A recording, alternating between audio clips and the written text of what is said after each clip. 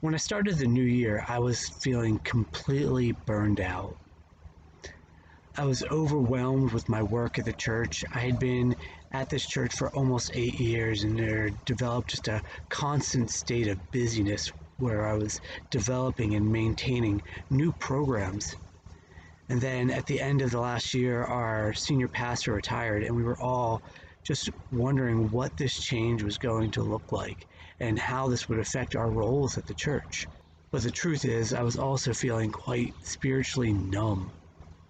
A few years prior, our youngest son was diagnosed with cancer, and he went through an 18-month treatment plan. And during that time, so many people were reaching out to us and caring for us and praying for us. But during that time, I had just become spiritually numb and distant from God. And then at the start of the new year, I learned that my father had passed away, and we had had this estranged relationship, and I hadn't spoken to him in a few years. In fact, about 20 years prior, he was remarried, and he kind of just chose to spend his time with that family and kind of ignored me and my siblings. And when I found out he passed away, I decided to go back home just to try to have some sort of closure and maybe say goodbye to him. And I was able to use that time just to reconnect with my siblings, but I was never able to kind of have that closure that I really wanted with my father. And this new year was also just ramping up to be extremely busy. I had 3 major youth projects in the first 2 months of the year. We had our annual retreat, and then we had our fundraiser, which had been moved from the fall to the early that year. And we also had our youth Sunday, which is just kind of like the Super Bowl for me. It just takes a lot of energy and leadership just to make sure that goes successful. And I was just feeling just overwhelmed and uncertain about life, and I was looking for a way just to bring back joy and purpose to my soul. But I also began to question if this is really what I wanted to do, or if even I wanted to stay in ministry. I was so dried up. And on top of that, I was about to start my final class for my seminary degree. I'd been in class for over 4 years, and I was about to take my final class with a professor I was really excited to take. She had been a friend of mine for a while and a spiritual mentor, and I was excited to see what she would have to say about life and being in ministry.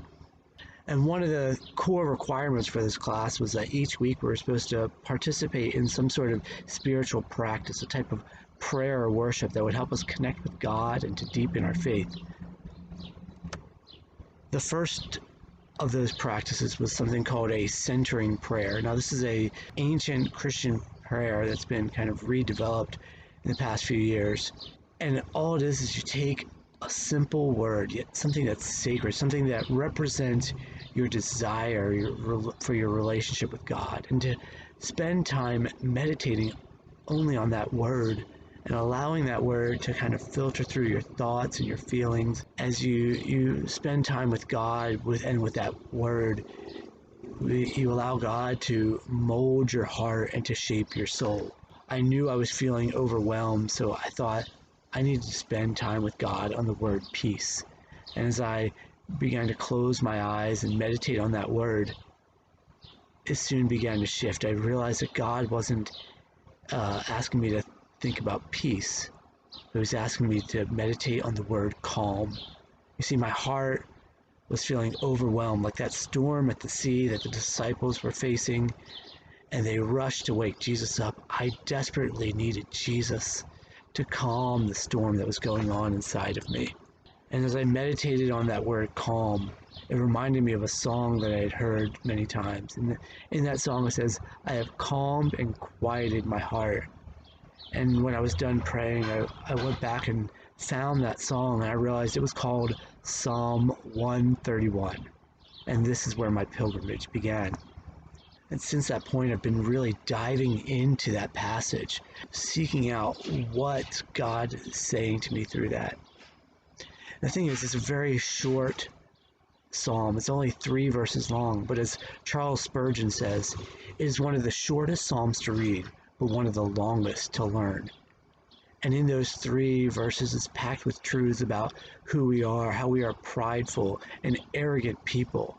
And it also helps us understand what God is really calling us to be humble at heart and content with Him.